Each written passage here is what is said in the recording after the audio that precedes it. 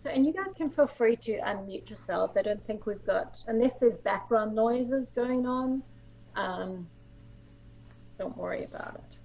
So the other thing is we're going to use the chat, and we actually would really encourage you to use the chat to do little sidebar comments to each other as well. So if you want to privately message somebody, oh, I love your hair, I love your background, or hey, I saw you rolling your eyes at that. I'm also finding it hard to believe, because that's how we learn. That's a big part of the shared learning. And so we really encourage it. Because we don't want to muzzle personal expression and those sidebar conversations that happen.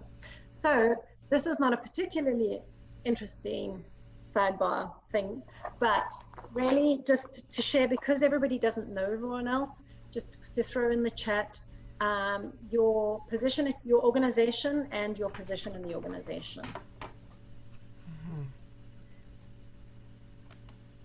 So we're doing Sorry, Jill, what did you say? Your position at the organization and your position at what? No, so your organization and your position in the organization. Okay, thank you. And maybe throw in your location as well, like city. There you go. I didn't know you were risk management as well, Michelle.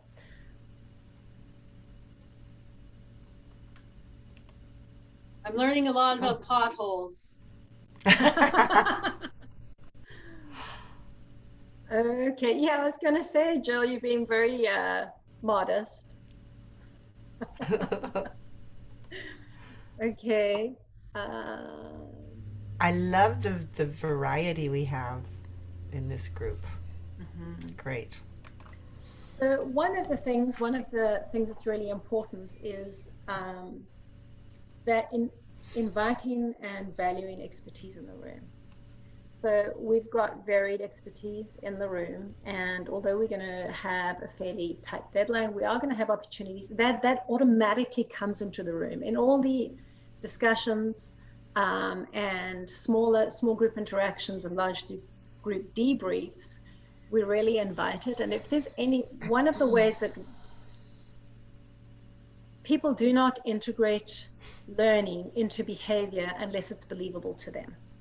So one of the things when you're assessing a coaching program is how much safety, how much is it modeled for people to be able to challenge statements of fact, and how well is that managed in a way that encourages learning and openness for all.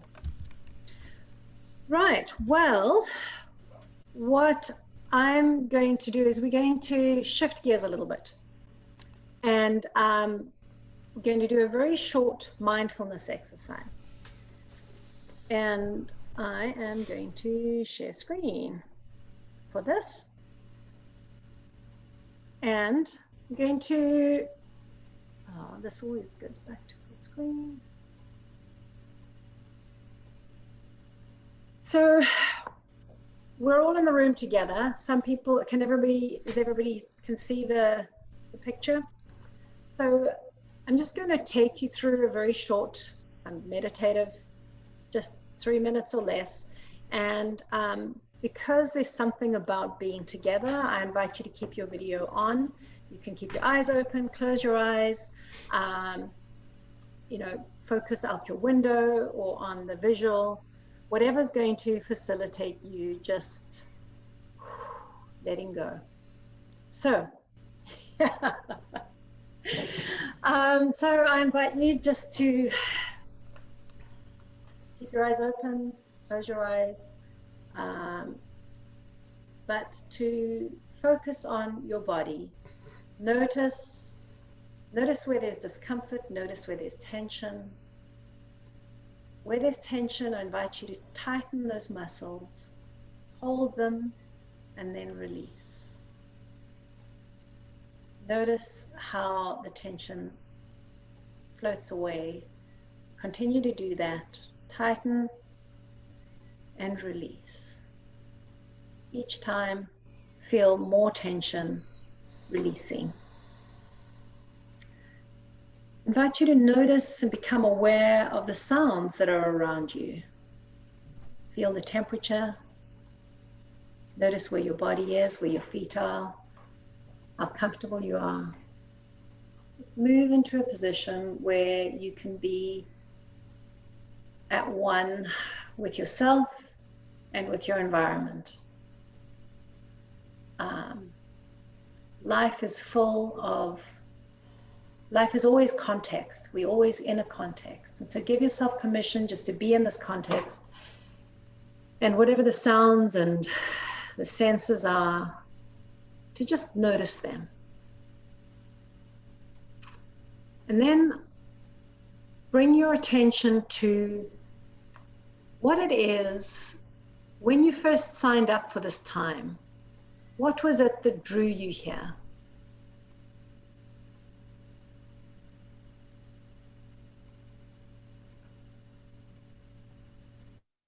What was it that drew you here? And what is it that you're hoping to get out of today? Now give yourself permission to let go of all those other things that are crowding in for your attention. Give yourself the space to be fully present, to draw from the energy of other pioneering champions around you, to create this so that you, as you leave the space, it will have been an energizing investment of your time.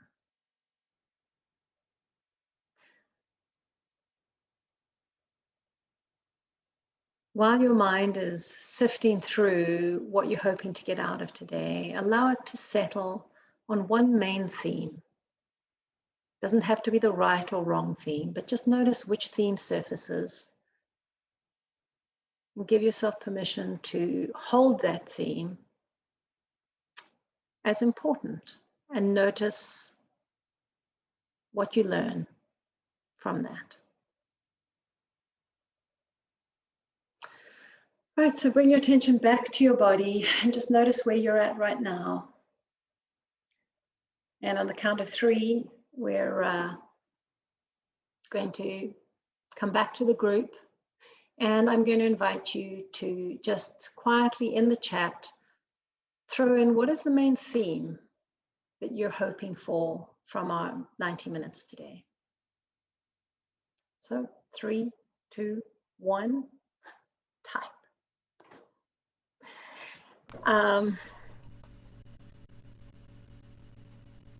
And feel free to unmute yourselves when you're ready. While you're doing that, I'm going to just get started here because I think one of the things that is really important as we talk about developing a coaching culture is that everyone has come from a hierarchical, everyone has the habit and conditioning of a hierarchical environment. It's our schools, our churches, our organizations are hierarchical. So we so often defer to that practice of giving in to what we might think as authority figures, etc. Even when we want to create a coaching culture, our habit is to flip back into that natural state.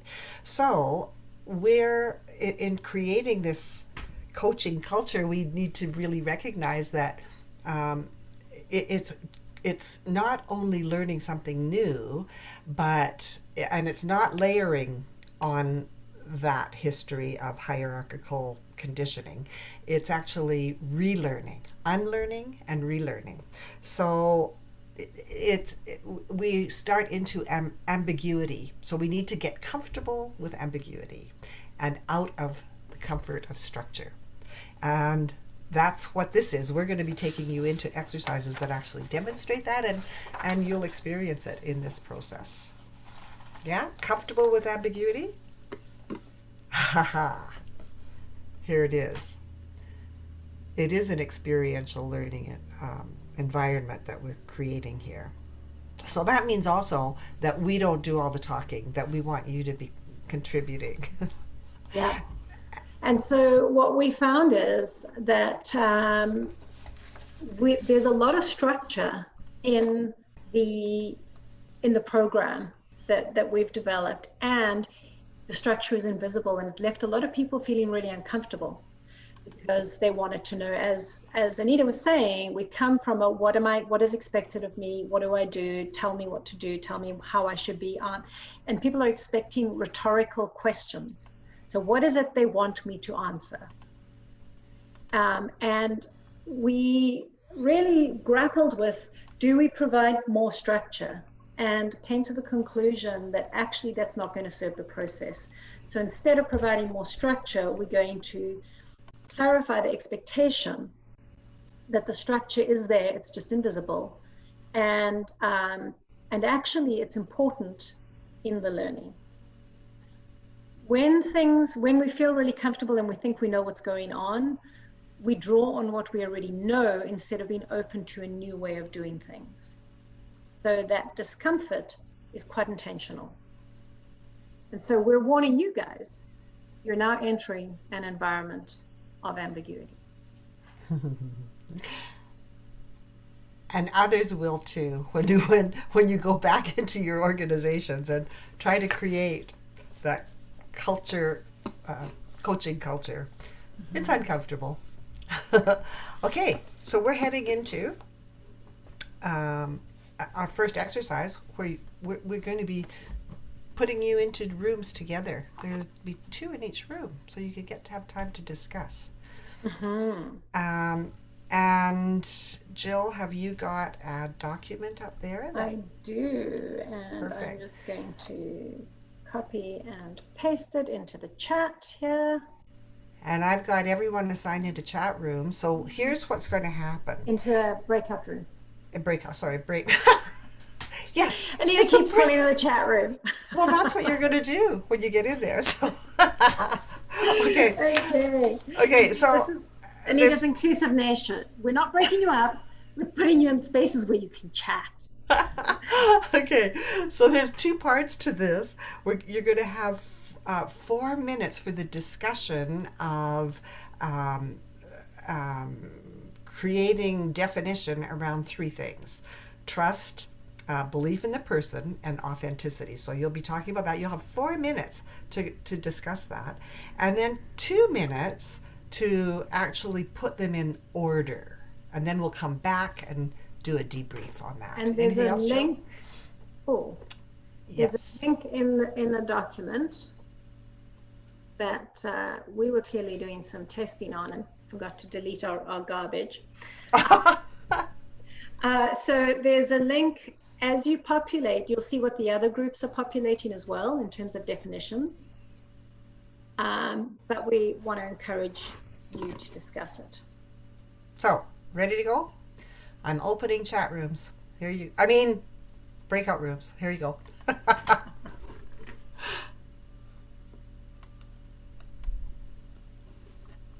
All you need to do is accept. I just said to them that we are aware that there's a technical issue. Okay, so all breakout rooms, we can't broadcast now because they're going to close in 120 seconds. Yeah, so we're just going to scrap this piece. Okay. Send them straight into the safety and challenge. Are we back? We are. Okay, so Welcome back. Hello. hello. So how was that discussion? What did you find out? Oh my goodness. Me and Aaron forgot the exercise. And we got right into what we needed for a safe space. Hey, that's a big part of it. What do we need for a safe space? Yeah. So we got talking about trust being the underpinning of any coaching culture to build that up. Okay. Right. Were there any definitions that came for those 3 words, I guess? Trust, belief, and authenticity? Oh, we got the trust. Yeah, you did. Jill and I had a good discussion about, so Jill Henderson, we talked about trust being foundational and that it's not about earning it, it's about giving it. Oh, It's okay. about building relationships and starting with that good place of good faith. And then we talked about beliefs being that positive kind of strength. And that it's about seeing the best in the person, eliminating all the perceptions and stigmas and biases, because that small percentage of toxic kind of people is very small. And then Okay. authenticity, we talked about it being the real deal. So it's like your gut, it's your heart, it's your head, it's your whole self. So they need to be in alignment. It's not layering on a technique. So that's part of why there are a couple of reasons we get people to go through this exercise. One is it's not just a technique. It's not like give them the benefit of the doubt, but actually I really think that they did it. Or, it's really their fault, or no, they're not really capable. Because and then we spend quite a lot of time going on how that can backfire. And so one of the questions is, can you coach if you don't have all three of these? And we try and get people to order them in importance. And if you had to only have one and not the other two, is that possible? And then begin to see that actually they're so interdependent. And so really it's one of those trick things. There is no order of importance. They actually all depend on each other, and you can't do without any of them. Did anyone get into? Sorry, Jill actually coined it as the three-legged stool, because we're like, this is going to be part of the discussion that they're all number one, or everyone's got a different order. So the three-legged stool. Okay, I'm writing that down. A three-legged stool. That's perfect. That is such a great analogy of coaching as a three-legged stool, and it's not going to stand if any one of those is gone. Also because people will tend to have a favorite and think that, well, I already do this, and therefore I don't need to engage or be intentional about the other two components. Whereas that is such a great metaphor. Thank you, Jill. Yes. And one of the reasons we wanted to point this out is just that, want to bring your attention to the additional value of doing something in a cohort and with a facilitator who gets you to pause and draws out these kinds of things, rather than getting people to do it asynchronously. Because if you're choosing an asynchronous model, it has some advantages in terms of flexibility, and you need to be aware of what you give up in terms of depth of insight and learning, and that whole valuing the expertise. This three-legged stool is probably something you guys are going to remember, which wasn't in the content, right? So there's an incredible richness that comes through a cohort model that draws that out. And the discussion, and people hear their own wisdom also when they speak it. And sometimes when you're listening to other people, you can't hear your own wisdom. And here it is, showing up in spades. Cool. Did anybody actually try to put it into order and get an order? No? Well, they're not going to own up to that now. Okay. Yeah, right. Okay, good. You're off the hook. That's perfect. Okay, let's just move straight into another process that is we're going to get you back into breakout rooms. And this one is all around safety and challenge. And this is another thing that came from actually a facilitation that I was doing many years ago. And one of the participants said, there is little growth in the comfort zone, and there is little comfort in the growth zone, which I thought, wow, I have to capture that. And so when we are... So Anita, I just want to point out in the chat, there's a link to a document that you guys can open. Good. And it's going to look a lot like this. Okay, so you're going to open that from the chat link. And what we're really looking for here is, okay, the fact that when we're too far out of the comfort zone into the learning zone and past the learning zone into the panic zone, there's also no learning when we're in the panic zone. So we really want to be looking at where are we and where are the people that we are interacting with in the organizations. So this chart that you're going to be looking at and discussing is really talking about I just really want to be clear about this, is on the low to high continuum on the left side, on the vertical, is a low to high challenge, and then on the horizontal is low to high support and safety. So in each quadrant, like low challenge and low support, what is happening? What's happening to the people in that quadrant?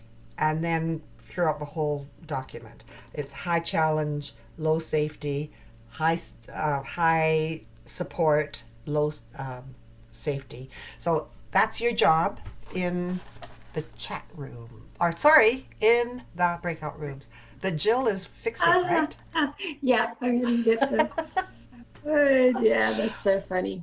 Yeah, I don't know. Okay. It's a habit. Okay, see, I fall into habit and conditioning. That's how it happens. Okay, and Okay. this time we're going to put you in groups of 3, so 2 rooms. And are you able to, Michelle, I know you've got the document open, are you able to add into, won't you just test and see if you can actually type in to that box at the bottom there? On the second page, there's a table. I had my Word document open. There we go. Yes. Yeah, you can. Okay. So, No, I can't type into it. oh, well, I'm seeing somebody You've type. got to download it into a Word document, which I have Oh, done. So if you click download, then it comes into a document that you can do that with. okay. Ah, thank you, Jill. Okay, I've got the 2 breakout rooms ready to go. Okay, they're open. They're Okay, good. So click join and discover who you're partnering with. It's still not coming up. What? Oh, Okay, Yeah, I've sent you back to room 1 and it's still not inviting you. no invitation yet. Okay, well, Pauline, maybe you can just You see. discuss with us then. You can be Yeah. in our room. Okay. perfect. Yeah. I don't have the Document. document. So let me see if it will allow me to share screen. No. There it is. Can you see the document? Okay. Yes. Perfect. Okay. So, what happens when people are in any of these environments? Well, can I write? Oh, Yes, you can't write because it's my screen. But if you tell me what block to put stuff in, you can dictate. Oh, I appreciate that. Oh, where are we going? Is that you? Okay, so Okay, so high challenge, low support. Yeah. So a situation is high challenge. So if you're in an environment where you feel that you are being challenged too much, but without support, so you're getting a high challenge. Oh, support. it's very high stressed, uncertain, impacts low staff morale,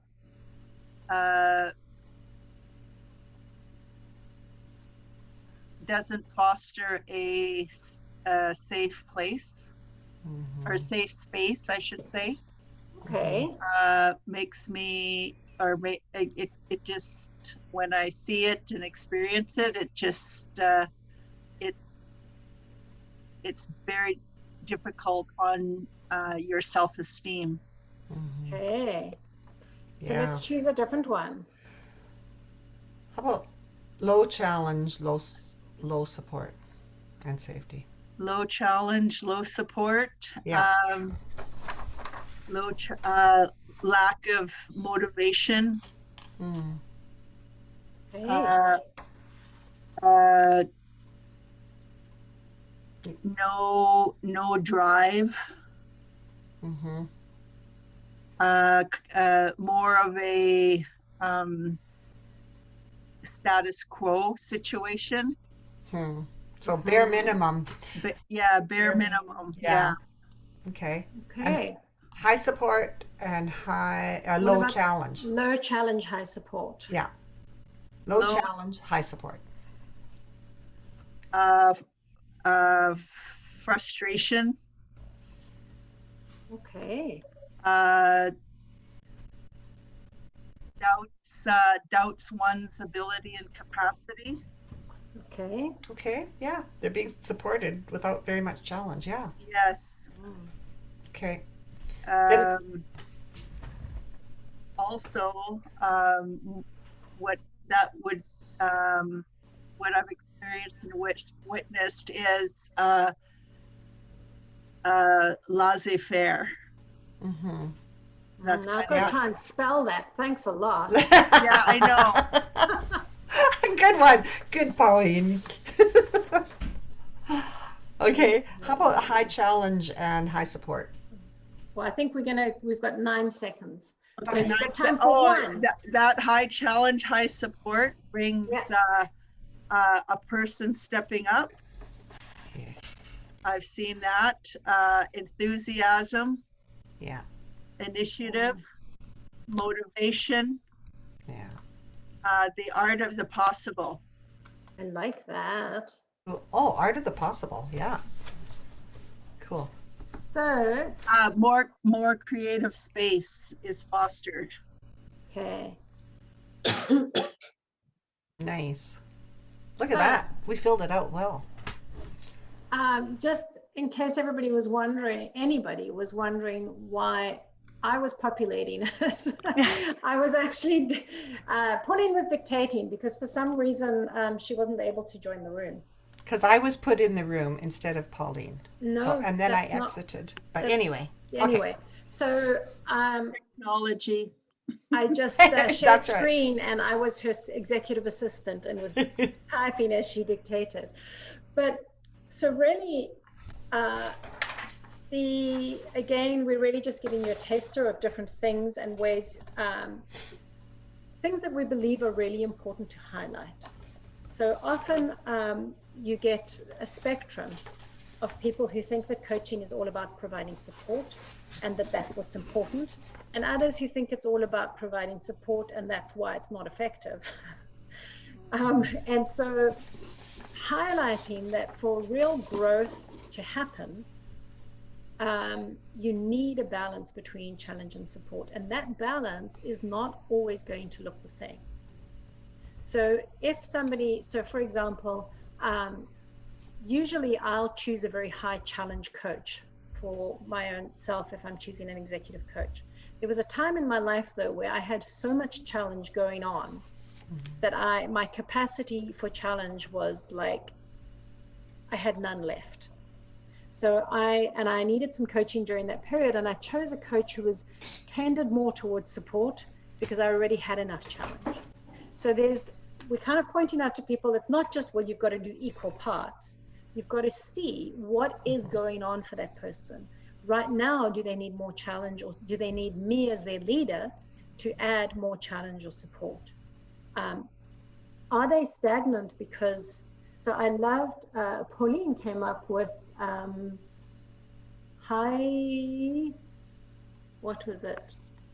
low challenge, high support can end up with doubting one's ability and capacity because you don't feel that somebody believes in you enough to challenge you. I would never have thought of that as putting down.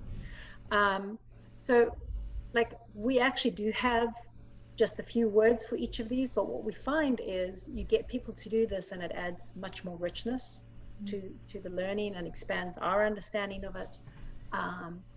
And it's also a great modeling of how, yes, there's some right answers, but look at how much richer it is because we simply asked a question. instead of giving you the textbook right answer. So people are experiencing a greater richness, and they're beginning to trust because they're beginning to experience, oh, yeah, if I on my own had come up with this, I only would have come up with a quarter or a third or a fifth or a tenth of what's there. And there's so much more than one right answer, and we're missing them when we're not asking. So I think that's part of the richness of this exercise, and creating a coaching culture, because there's a lot of people who are in positions that may not be leadership positions, but have great answers that we don't stop to listen to. Yeah. And you know, two of you are asking about how do we introduce coaching, how do we bring coaching into a remote working model. So a lot of, obviously, because this is originally was an in-person program and has been adapted to a virtual program, you get to see how we are using some of the tools and that bring that out. And how to create safety. For example, you know, Erin and Pauline, you were talking about trust and creating a safe space. One of the ways that you do that is by us saying, hey, have those sidebar comments, because and we're demonstrating that we're not feeling insecure or vulnerable about what you may or may not be saying, about whether you agree with us or not, because that's actually important to the learning, to be able to have that. So sidebar conversations, it shows a trust, it invites people to, you know, a different space. Any quick comments from you guys around this before we move on?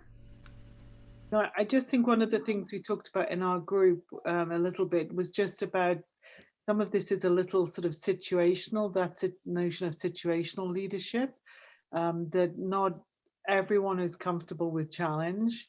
And so you kind of have to sort of know your team as to kind of where their needs are and where they fit. I don't think anyone is comfortable with low support, don't get me wrong. I mean, I don't think that's kind of where it's at, but on that high challenge, low challenge, that there can be a lot of variation in there based on an individual's personality. It does also depend on, I think, you're right, we all have different appetites for challenge. And challenge, it's a little bit like courage. You look at somebody who's very bold and maybe, like, you know, climbs K2, and you think, well, they've got a lot of courage, but maybe they don't have more courage than somebody who is, well, they certainly don't have more courage than someone who's agoraphobic and actually goes outside. Courage is your ability to do things in spite of fear. It's not what you're able to do. But we all have different levels at which our courage kicks in, that we have different situations which require courage from us. So, like, if I look at my son, he will climb things that there's no way I have the capacity to climb.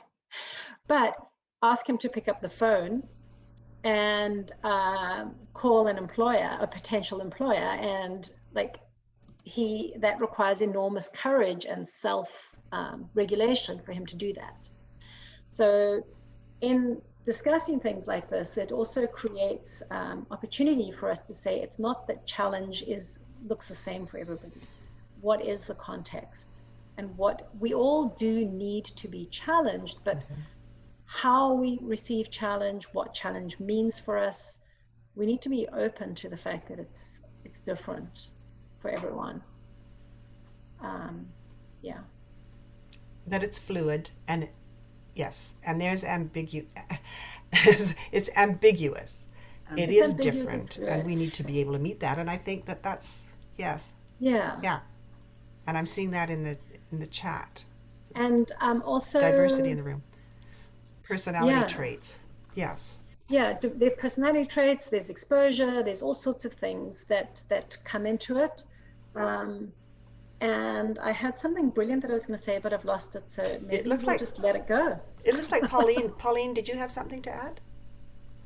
You kind of waved. Cultural safety, yeah. Yeah, I was just going to add what came to mind as I was listening to Jill was in any situation, we have this cultural safety aspect to our work, whether or not, in the Indigenous uh, and a very diverse work population of what makes that cultural safety and acknowledgement uh, supportive, opposed to something that keeps people apart.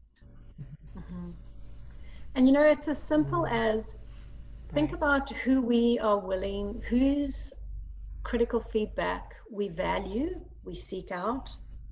Because challenge it is often just simply critical feedback. And I always say, if we know somebody has our back and we believe that there's the relationship where we trust that they have our best interest at heart, we can hear our capacity to hear um, and challenge being critical feedback or something that is going to move us into that learning zone is much greater than if that relationship isn't solid or we don't have a trust. And so, to Jill's point, we need to make sure that we're reading what is going to move people into the learning zone. Because as soon as they're in the panic zone, it's almost worse than in the comfort zone. So we want to be conscious, and so that's why we have that little image there for people, for leaders to say, hey, it's not a one size fits all. And really, all of these exercises are designed to stimulate discussion, to stimulate curiosity, for people to begin to question and experiment with new ways of thinking. And Jill, I just want to add to that. It's not a one size fits all. Sometimes it's so much easier just to go back to the easy way of just telling people what to do. It seems like it's going to be faster. Sometimes it is in the moment, but what happens is that we're diminishing their opportunity to grow and create. So it's definitely on this continuum that Jill's bringing up. And I thought that was your segue telling me to move on. It worked. I wasn't intentional, but it worked. It was just intuitive timing. So one of the things to really pay attention to when assessing a program around establishing a coaching culture is that differentiation between, you are not creating a whole workplace full of certified coaches. You are not telling people, throw everything else out, although there's a strong unlearning component, and you're not layering coaching on top of that and trying to squeeze it into a mold of how you already work. There's recognizing that leadership and management exists on a continuum. As with Daniel Goleman's kind of 6 styles of leadership, there are different times for when different things are appropriate. And so there are times when you need to just tell someone, because they have no idea. They're asking you, what do I do here? So if somebody's learning a new technical skill, you don't give somebody a new computer program and say, well, how do you think it might work? What do you feel about that?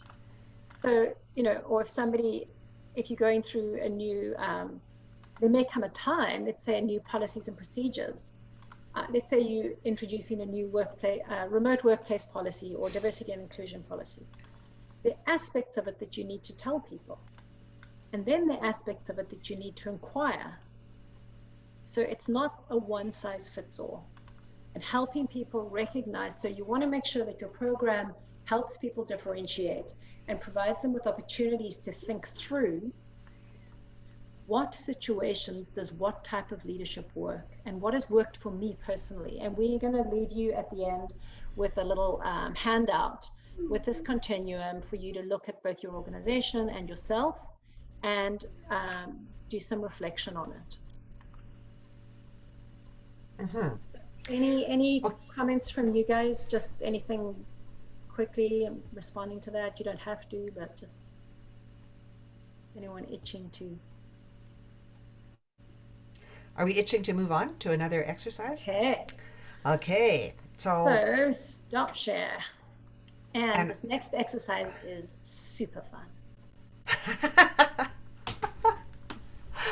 Oh, yeah. Now you've raised our expectations.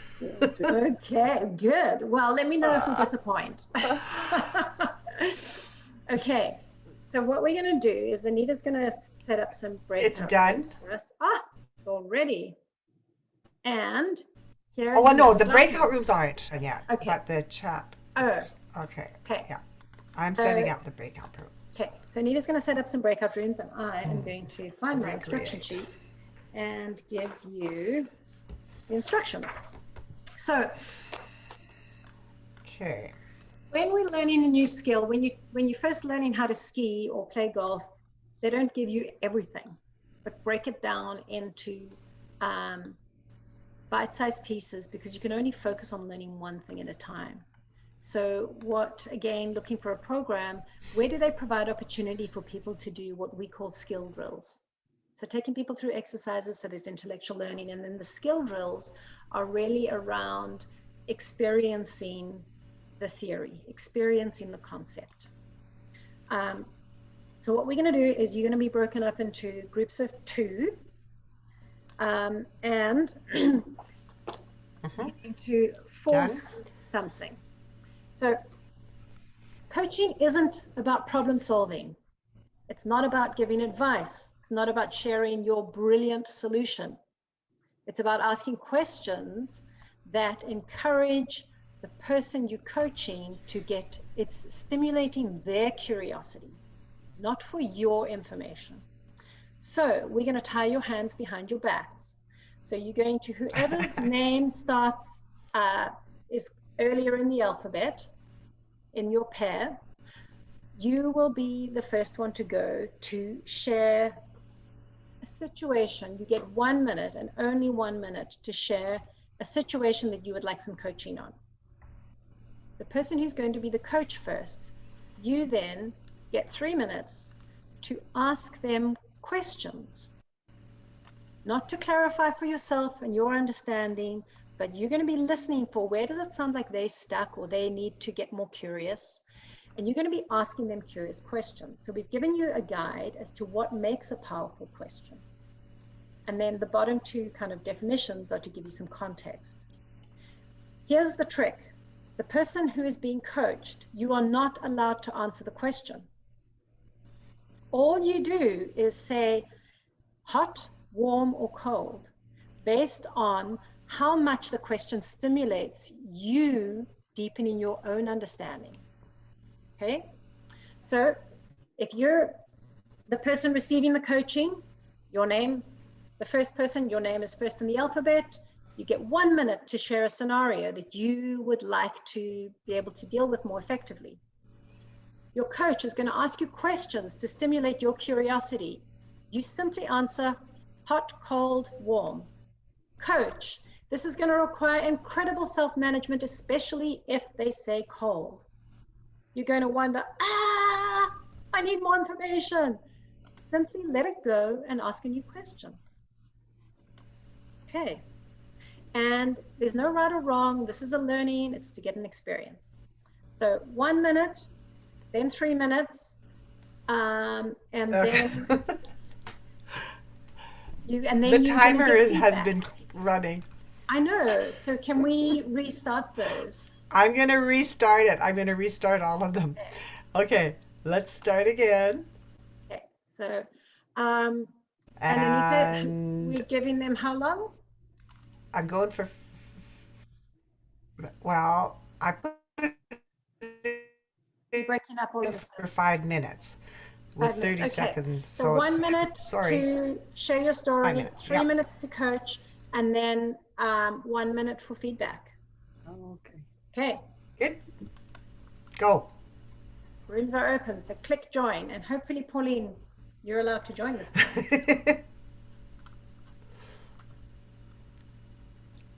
There she is. It worked. Okay. So, Jill, did we live up to the promise of it being fun? It was slightly, well, the problem was neither myself or Aaron really watched the timer. So we failed in that task completely. Okay. And so I got into asking Erin questions, which were actually quite informative because we are in a work relationship together. And then we kind of just kept going with me asking her questions, and we either warm hot, and then we realized we were out of time. So Erin, you weren't able to give feedback then? A little. No. Yeah, exactly. It was actually very, very good for me, and like it's a real life scenario, very topical. So actually, it was quite good for me, and I've got some takeaways in that So- quick Awesome. little interaction. So you Yeah. got some takeaways, and just from being asked questions without giving any answers. That's right. Oh, Yeah. and that was so hard for me because I just wanted to get right into that. Yeah. Yeah, especially Jill and I, when we start talking, it's good. Yeah, so it took every bit of willpower for me not to jump right in. So if you had to say to your leaders, we'd like you to ask, when somebody comes in with a problem, we'd like you to ask you to ask them questions, and all they can say is hot, cold, or warm, and then you send them out to solve the issue, they're going to look at you like you're absolutely mad. Now, obviously, you're not going to use it that way. However, so Jill, how hard was it not being able to get feedback other than warm, hot, cold? It was really hard in some ways, and what was also hard was to keep coming up with meaningful questions without that iterative process of bit more information coming back. Now I can ask another question. So you're asking each question cold in a way, or I mean, you've got a little bit of feedback, but not a lot. Okay. It did generate. I think it was more generative, almost because of that. Okay. I just have to say that even as a seasoned executive coach, not all questions are great. Yeah. Right? It's like some of them just don't land. And the greatest compliment of all for a coach is, wow, that's a great question. So are you ready to go back into the room and switch roles? So, and switch roles. Oh, we thought we were going to switch roles. Yeah, so it's all good. See, Jill, So we're going to get you a chance to go and switch roles. you didn't fail. You passed the test. So hang We on, had just time to quickly, spare. Pauline. She hit it out of the park so much. Great. So Okay. Pauline, you had something to say. No. Oh, okay. Okay. So you go back and you get to experience the other role now. Yep. Ready to go. Here we go. Okay. Enjoy. We're Okay. back. So Any feedback on this one? Oh, it was fun. So Christy, were you coach or person being coached this time? I was coach this time around, and I gotta say it was a hard act to follow. It was a hard act to follow. She did such a great job the first time around, so I was a little nervous to step into the coaching shoes, but yeah, it was a good way to really dig deep and try to come up with some good questions. And I'm a very visual coach, and so even just really watching the way she reacted, sometimes if it was hot, cold, or medium, I was going, what else can I get from the reaction? Yeah. And Wow. Christy was very thoughtful, even though I wasn't answering the questions, right? It was just hot, warm, cold. She was really considering what I said, and yeah, looking at my behaviors as to whether she hit it or was a little bit off, and then kept digging that way, right? So it was really good, that the thoughtfulness of how Christy approached it. Yeah. Thank you. Well, it got my heart rate up, so don't need that coffee anymore. So yeah, any what you're wanting to look for is learning. Behavioral learning is not theoretical learning. I read this great article about, 10, 12 years ago, and on smart people find it the hardest to learn, because you learn at the knowledge and then you think you've applied it. Because I know it, I do it, which is not true. And so when you deciding how to set up a practice, and when we were designing our, a program, and we were designing our program, we really were very rigorous around, let's keep the content to a minimum and maximize the experience. Let's make sure that our content is such that it stimulates shifts, and that it allows the learning, it enables the learning, and things like this exercise. So we've got tons of exercises like this that help, that immerse people, get them to experience it. Because if I had to tell somebody, like Erin, that when you shared about what you've left with, if I had to describe that to you, the average person's going to be pretty skeptical. But once you've experienced it, and then you get enough times to experience it, and then also experiencing being the coach. And so it's almost like exposure therapy, where the more opportunity you have in a safe environment to practice something that's scary, and new behavior, practicing new behavior in a workplace is scary. It is vulnerable. So you want to have something that's going to happen over time, have opportunity for people to practice in a safe environment, to practice in their work, that the structure is going to support it, that there's going to be feedback, and that balance of safety and challenge is there in the program. And I think that's really an important point about what other people think is happening, because when you start doing things a little bit differently, again, because of our history of intellectual learning and the hierarchy, then people right away, when you change your behavior, they're wondering, what are they doing to me? and we're not doing anything to anyone. We're actually living this so that we can lead it and develop it and grow it. Yeah. So we're changing ourselves as we change the culture. So yeah, and Anita's saying, not only us, one of that whole modeling thing, as you're assessing, are the people modeling when they give you does the program, do the facilitators model, does the program provide opportunity to model, or is it a telling program? So we're looking for questions. Can we? Yeah, so we're going to model us being quiet. And one last document, last document we're going to be working on today. And this one is really about questions, learning, feedback. So we're handing over to you guys to say, as a result of today, what questions have come up for you. You can, and as well, to encourage both verbal and typing on the document. So live typing on the document and speaking. And especially if there's questions that, we may not be able to get to them all, then okay. So we'll be quiet, and that's something else. Not being afraid of silence, allowing you guys time to think.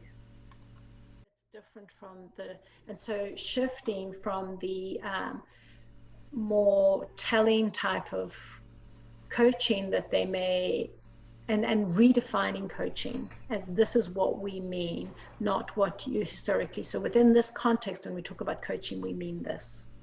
Well, I think that even the word coaching comes from sports coaching, which is telling. It's the expert teaching, and therefore it's absolutely understandable why some people do not, they think they're coaching, but they're not. I had a guy actually in my final exam with Royal Roads who was a leader, and I had asked him if he had a shared vision, and he said, yes, I share it with my employees every single day.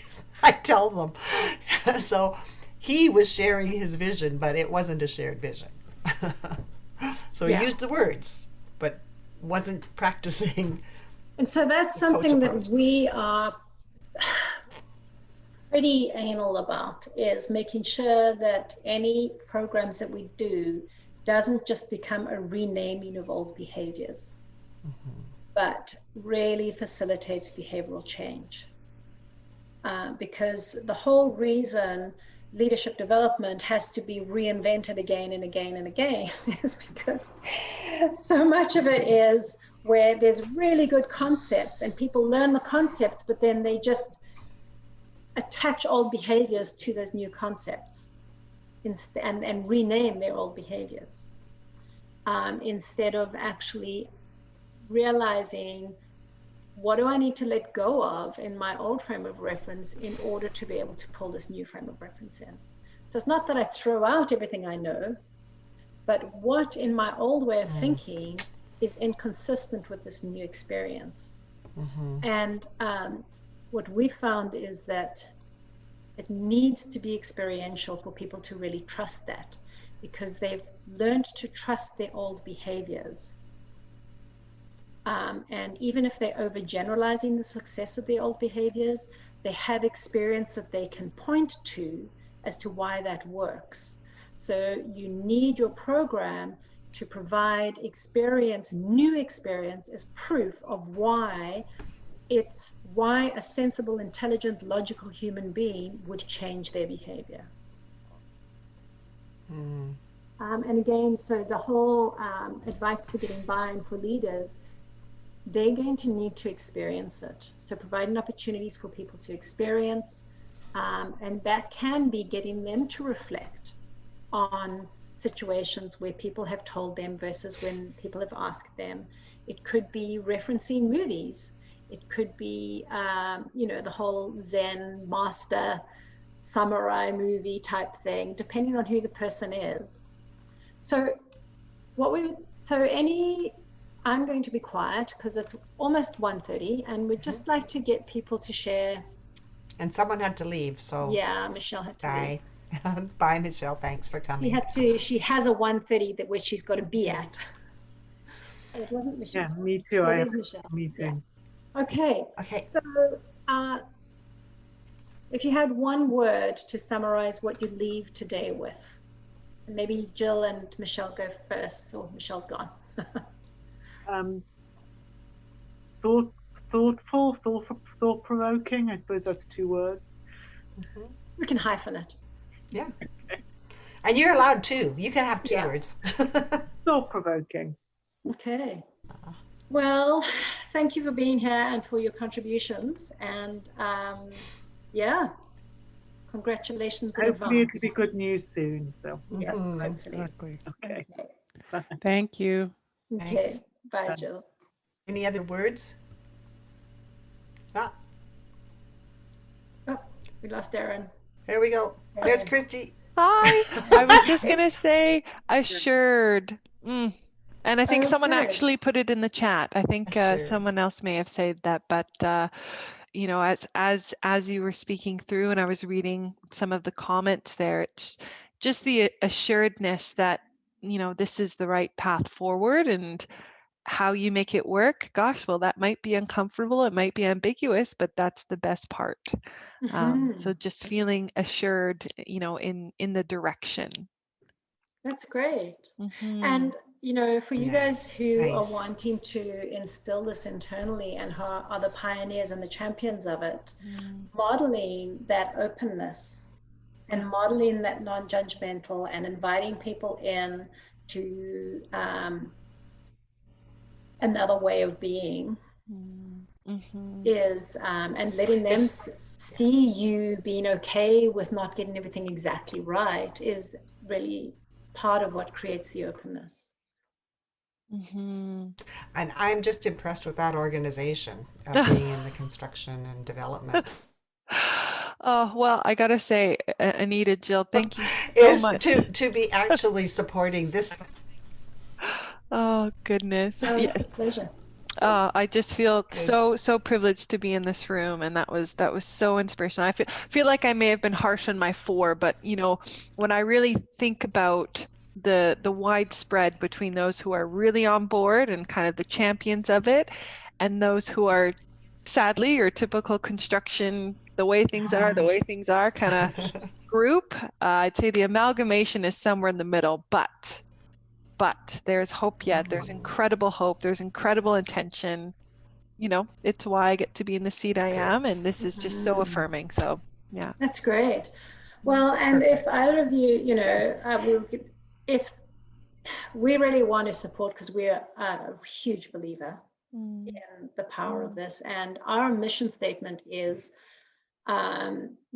supporting leaders to create life-giving, productive, profitable environments. And so that's really what drives us. Mm. And so we're going to send out to all of you that management continuum, and then we'll follow up with you in the first week of March to see, okay, so you were here and you had some reflection, you had some field work, which is one of our pillars of the secret sauce. And what did you learn? What based on that, what is the next step for you guys in seeing this move forward in your organization? Yeah. Pauline, any Pauline, last do you have words from anything to you? add? I was just sharing, I have to leave for 1:30 as well, but I was writing things in the chat.